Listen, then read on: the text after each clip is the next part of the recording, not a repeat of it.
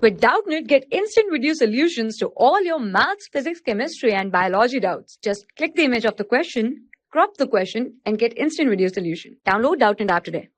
Hello everyone.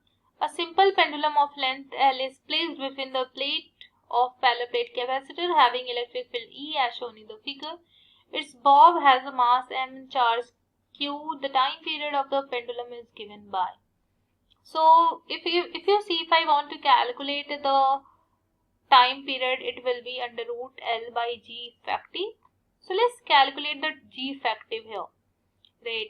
So here it will be moving here with acceleration. The acceleration of this, it will be, if you see the force, electric force, it is Q into E, right?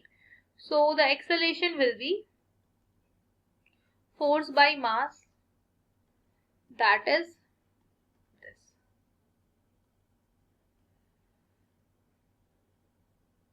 Now if you see, if you add the G effective and if you calculate the G effective here, so I will write G effective, if you know already, it is G vector minus acceleration vector. So acceleration of this, if you see here, the acceleration of frame is in this direction, so you will add the acceleration in opposite direction. So I will write this, it is G, this. So I will write G effective is equals to under root of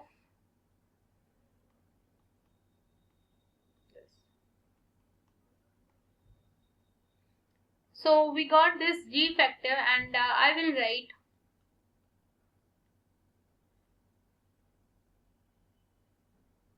it is equals to under root of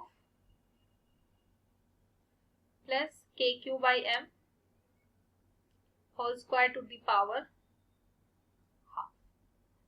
Now if you see the option, so yes, A is the correct one. Thank you. For class 6 to 12, IIT JEE and NEET level. Trusted by more than 5 crore students. Download Doubtnut app today.